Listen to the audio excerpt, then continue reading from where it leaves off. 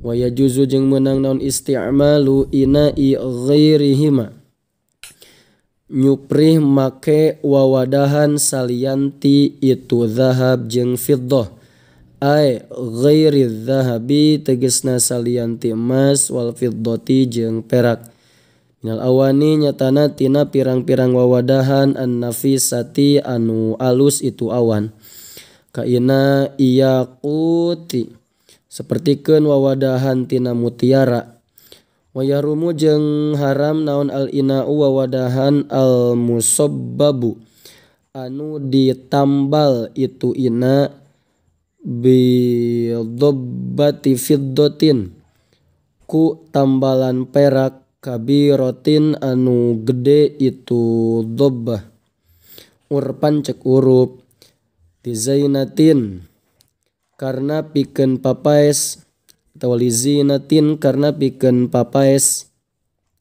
fa in kanat maka lamun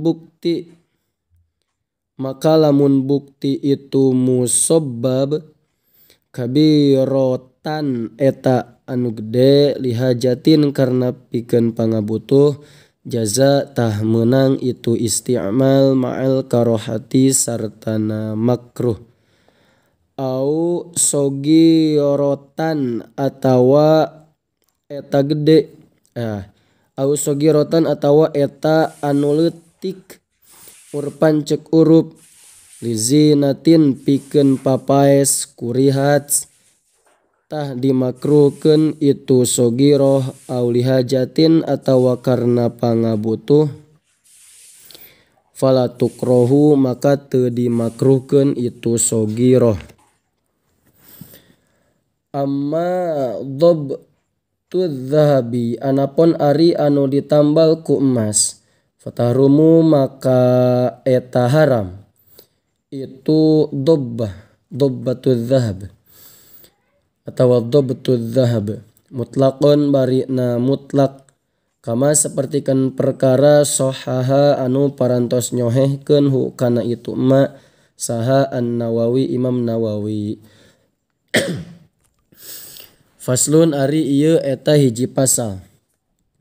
Fi isti'mali alatis siwaki barina tetep dina mertelakeun nyuprih makena alat siwak.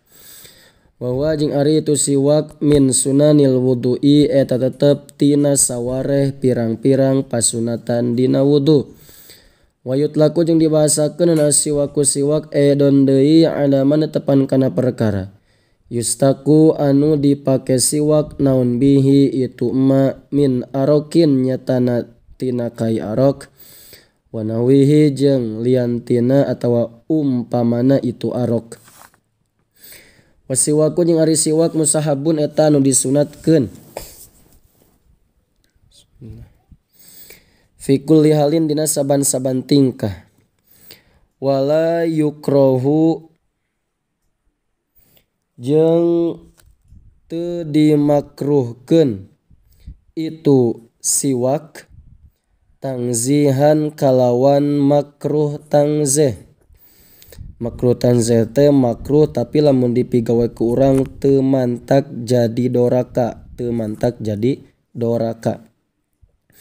Illa ba'da zawali kajaba dina sabada lingsirna panon poe lisoimi pikeun jalma nu puasa. Fardon eta puasa fardu au naflan atau puasa sunat.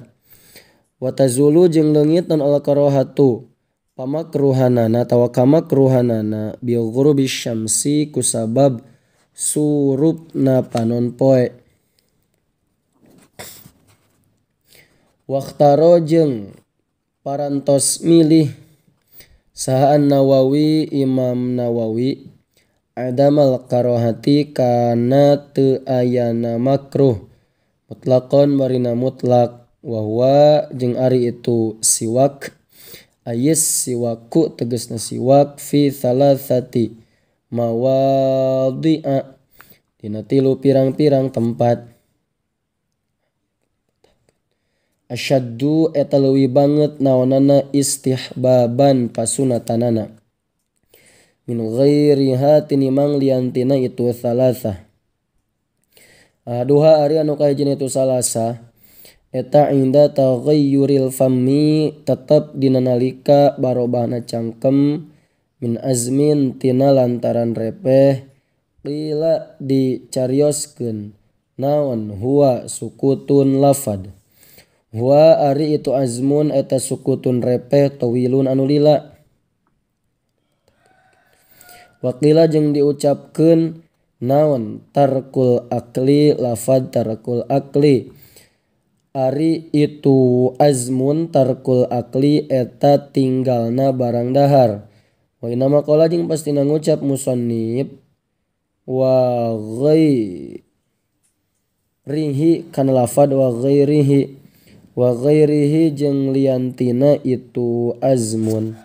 Liyashmula pikeun supaya yen ngawengku itu goer taghayyurul fammi kana barobahna cangkem bi ghairi azmin kalawan lianti repeh kaaklin sapertikeun barang dahar dzi rihin anu ngabo atau dihijikeun kaakli dzi rihin sapertikeun ngadahar anu ngabogaan ambe karihin anu dipikangewa itu rih min saumin barina tetep tina bawang bodas wa basolin jeung bawang beureum wa ghairihima jeung liantina itu saum jeung basol.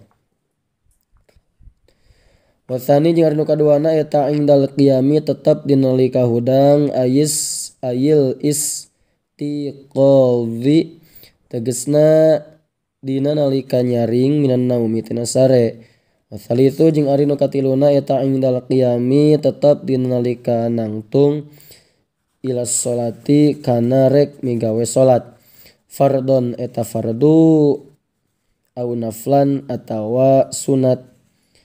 Wa yuta'akkadu jeung dikeukeukkeun aidon deui atawa wa yuta'akkadu jeung dikeukeukkeun itu siwak aidon deui fi ghairi salasati dina lianti anu tilu al mazkurati anu dicaritakeun itu salasah.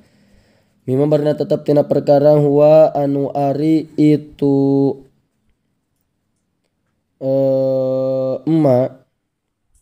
mazkuratun eta anu dicaritakeun fil mutawwalati dina kitab atawa dina pirang-pirang kitab anu dipanjangkeun penjelasanana. Qiraatil Qur'ani sapertikeun maca Al-Qur'an waspiroril asnani jeung kararonengna pirang-pirang huntu. Wa yusanu jeung disunatkeun ayyan uya yang nganiatan si jalma bisiwaki kana siwak as-sunnata niat kana migawe sunat wa ayyustaka jeung yen narima diusikeun itu siwak biyaminihi kalawan leungeun katuhuna jalma.